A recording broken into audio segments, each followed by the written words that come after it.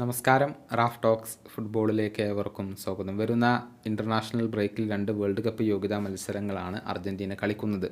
October 11 നടക്കുന്ന മത്സരത്തിൽ വെനസ്വേലയാണ് അർജൻറ്റീനയുടെ എതിരാളികൾ. ഒക്ടോബർ 16 നടക്കുന്ന മത്സരത്തിൽ ബൊളീവിയയാണ് അർജൻറ്റീനയുടെ എതിരാളികളായി കൊണ്ടുവരുന്നത്.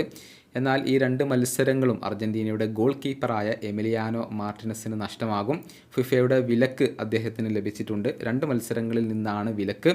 അതിൻ്റെ കാരണങ്ങൾ നമുക്കറിയാം. കോപ്പ അമേരിക്ക കിരീടം നേടിയതിന് ശേഷം ആ ഒരു കിരീടം ഉപയോഗിച്ചുകൊണ്ട് അദ്ദേഹം നടത്തിയ ആ ഒരു വിചിത്രമായ സെലിബ്രേഷനാണ് ഒരു കാരണം. മാത്രമല്ല, കഴിഞ്ഞ മത്സരത്തിൽ കൊളംബിയയോട് അർജൻറ്റീന പരാജയപ്പെട്ടിരുന്നു. അതിനുശേഷം ക്യാമറാമാനെ കയ്യേറ്റം ചെയ്യുന്ന രൂപത്തിലുള്ള ഒരു പ്രവൃത്തി എമിയിൽ നിന്നും ഉണ്ടായിരുന്നു.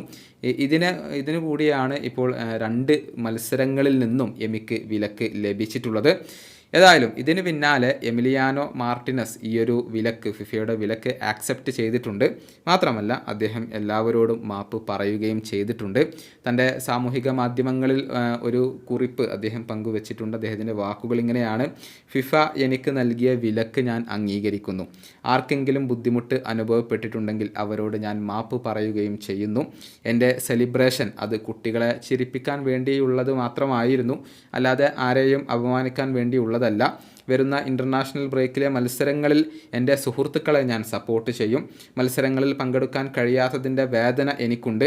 ആരെയും അപമാനിക്കാൻ ഞാൻ ഉദ്ദേശിച്ചിരുന്നില്ല. ഞാൻ നടത്തിയ ആ ഒരു പ്രവൃത്തി പലരെയും വേദനിപ്പിച്ചു എന്നറിയാൻ കഴിഞ്ഞു.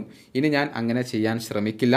അർജൻറ്റീനക്കൊപ്പവും ആസ്റ്റൺ വില്ലക്കൊപ്പവും കിരീടങ്ങൾ നേടുന്നതിൽ മാത്രമായിരിക്കും എൻ്റെ ശ്രദ്ധ. ഇതാണ് ഇപ്പോൾ എമിലിയാനോ മാർട്ടിനസ് പറഞ്ഞിട്ടുള്ളത്.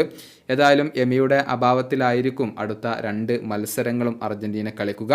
അവസാനമായി കളിച്ച മത്സരത്തിൽ കൊളംബിയയോട് അവർ പരാജയപ്പെട്ടിട്ടുണ്ട്. പക്ഷേ ക്യാപ്റ്റൻ ലയണൽ മെസ്സി ഇപ്പോൾ തിരികെ വരുന്നുണ്ട്. അതുകൊണ്ട് തന്നെ വരുന്ന 2 മത്സരങ്ങളിലും ഒരു ഗംഭീര വിജയം നേടാൻ കഴിയും എന്നാണ് ആരാധകർ പ്രതീക്ഷിക്കുന്നത്.